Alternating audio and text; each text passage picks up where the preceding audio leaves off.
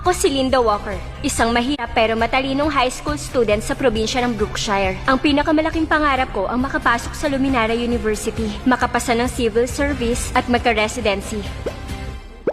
Pero mababa pa rin ang score ko. Kulang pa ang points ko. 650 sa probinsya ng Brookshire, di nga ako makapasok mismo sa top 1,000. Doon pa kaya sa Luminara?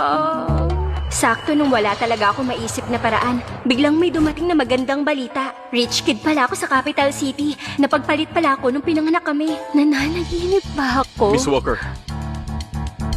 Miss Walker! Ay, Dito po.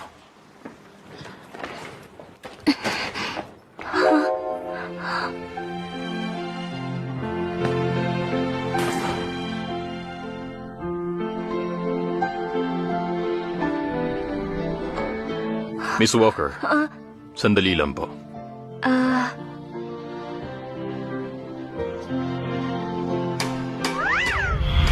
Linda Walker, ginagawa mo? Magta-drop out ka? Ako ang tunay na rich kid sa capital city. Kawawa kasi nung pagpalit ako nung pinanganak ako. Doon ako magka-college exam. Capital City? Linda, sa mga nobela, laging todo suporta ang mayayamang magulang sa peking anak. Ingat ka, ha? Huwag kang mag-alala. Wala akong pakialam kahit hindi nila ako gusto. Ang habol ko, residency. At hindi pamilya. Pagkatapos ng exam, babalik ako ha.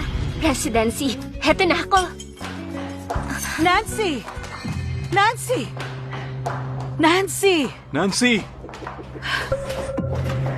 Nancy! Nancy! Mama, Papa, aalis na lang po ako. Hindi ako bagay sa pamilyang to. Nancy, tama na. Huwag kang matakot. Wala siyang panama sa pinalaki kong anak ng 18 years. Siguradong ito si Mrs. Lewis, ang totoong nanay ko. Dito na lang muna siya. Kahit ayaw namin sa kanya.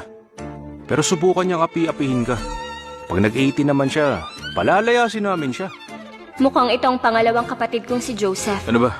Huwag ka nga mag-aasal, bata. Mapapahiya pa tayo sa ibang tao. Yung seryoso at kalmado, na may malalim at malamig na boses, siya ang Kuya Charles ko.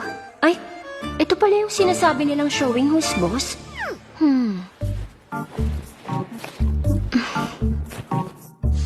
Napaka-boring. Kung may mga free time ako, magsasolve ako ng mga practice problems. Tapos na kami. Usap tayo. Teka, naisip ko na ang sagot dito. Nagpapanggap ka ba? Kunwari, mabuti kang estudyante.